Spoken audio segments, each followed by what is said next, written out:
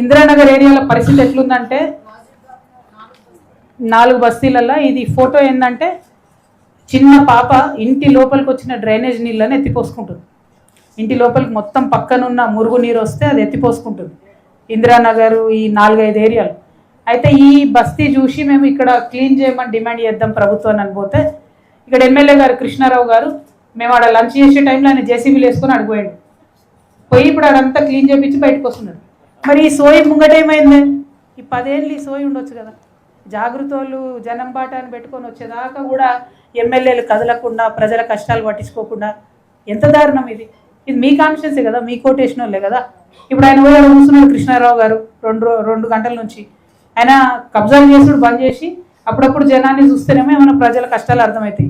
తెల్లారులేస్తే కబ్జాలు, తెల్లారులేస్తే సెటిల్మెంట్లు, అంతే తప్పితే ప్రజలను పట్టించుకోకుండా ఉన్నారనేటటువంటి ఆరోపణలు మొత్తం మేడ్చల్లో ఉన్న అందరి ఎమ్మెల్యేల మీద కూడా ఉన్నాయి.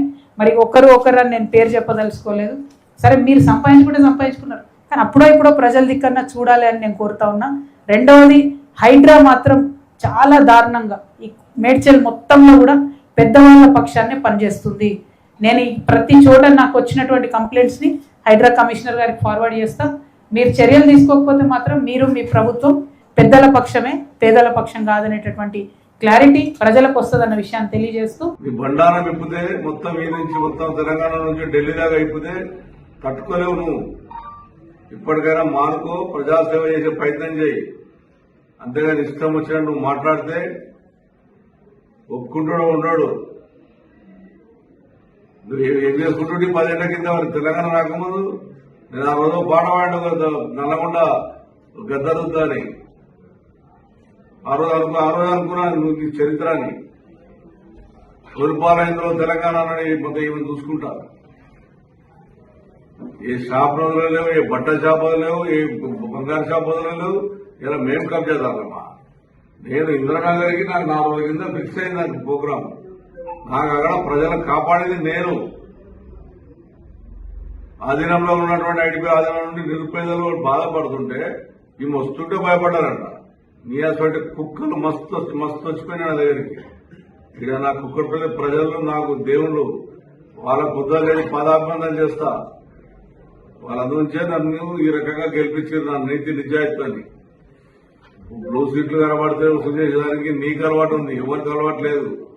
నీ మీద నిజంగా ముఖ్యమంత్రి గారు కానీ సెంట్రల్ గవర్నమెంట్ కరెక్ట్ గా సీరియస్ గా తీసుకుంటే నీ సంగతి ఏంటో, నీ మొగలు సంగతి ఏంటో మొత్తం బయటకు వస్తాయి. ఇష్టం వచ్చాడు మాట్లాడితే భయపడ్డాడు ఎవరు లేడు. 6 గంటలు లేదు కూర్చుంటాను నేను. చూడండి, 6 గంటలు లేదు కూర్చుంటాను ప్రజల కొరకు. నాకు ఒక చరిత్ర ఉంది. ఈమె వస్తుందంట, భయపడిపోయినామంట. ఈమె తిరిగి ఏం చేసినావు? 307 పోయినావు, రిలీజ్ చేసినావు, అక్కడ ఎమ్మెల్యే చేసినావు, ఎల్ఆర్ఏ చేసినావు. కథ దాని గురించి మనం మాట్లాడేది లేదు. ఇంకో ఎమ్మెల్యే తిరుగుతావు, ఎమ్మెల్యేతో వాళ్ళు సటల్ చేసుకుంటావు. నీ మంత్రి పదవి ఎవరు ఇచ్చినావు? మంత్రి పదవి ఎంతమందికి అమ్ముకున్నావు? మంత్రి పదవులు తెలియదా మాకు? మీ నాన్న అంటే ఒక గొప్ప పేరుంది.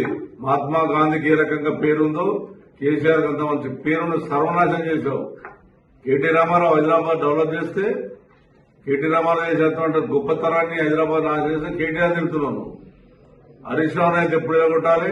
నీ ప్లాన్ ఏందో తెలుసా? మీకు చెప్తున్నా విలేకరులు, ఈమె ప్లాన్ ఏందో రికార్డు టీవీలలో ఈమె ప్లాన్ కూడా పెద్ద 1 ఇయర్ నుంచి మీకున్నటువంటి హరీష్ రావు పాట ఎలగొట్టాలి. వాళ్ళందరూ ఏదో రకంగా రేవంత్ రెడ్డిని పట్టుకొని లోపల వేపియాలి. అప్పుడు ఇవి నాయకత్వం మర్చుకొని రాష్ట్రం మొత్తం తిరిగి దోసుగా తిందామనే ప్రయత్నంలోనే ప్రతి ఒక్కరిని టార్గెట్ చేసుకుంటా పార్టీని సర్వనాశనం చేయని ప్రయత్నం చేస్తుంది. నీ అసంటోళ్ళు నీ 100 మంది వస్తున్న ఏం కాదు. నీకు తగిన పాట ప్రజలకు బుద్ధి చెప్తారు. నువ్వు గెలిచింది ఒక్కసారి, సెకండ్ గెలవ చేత కాలేదు నీకు. నీ అత్తారెడ్డి దగ్గర 10 మంది ఎమ్మెల్యేలు గెలిచి నువ్వు ఓడిపోయావు. మరి అంత పెద్ద ఉద్యోగకారుల మీద అంత ప్రేమ అభిమానం ఉంటే ఎమ్మెల్సీ తీసుకోకుండా నువ్వు ఈయనుండి నువ్వు ఉద్యమకారానికి బీజేపీకి ఈయనుండి వస్తున్నాడు. మేము ఉద్యమం చేసామని చెప్పినామా? నేను చెప్పాను ఎప్పుడైనా ఉద్యమం చేసినా? నా జీవితంలో ఉద్యమం చేసినా చెప్పానా? నేను ఆ రోజున టీడీపీ పార్టీలో ఉన్నాను. టీడీపీ సిద్ధాంతం కూడా పనిచేశాం. అంతేగాని నీళ్ళగా ఆ అబద్దాలు చెప్పి హైదరాబాద్ ఎమ్మెల్యేలంతా అవినీతి పరులంట. హైదరాబాద్ లేకపోతే తెలంగాణ లేదు. హైదరాబాద్ ప్రజలందరం కాపాడి ఇలా తెలంగాణ రాష్ట్రం బాగుండాలని కోరుకున్న వ్యక్తులు మేమందరం కూడా. ఇష్టం వచ్చినట్టు మాట్లాడుకుంటా, ఇష్టం వచ్చి చేసుకుంటా, నీ వ్యక్తిగతంగా మాట్లాడాలంటే తట్టుకోలే తల్లి, గుర్తుంచుకోరు.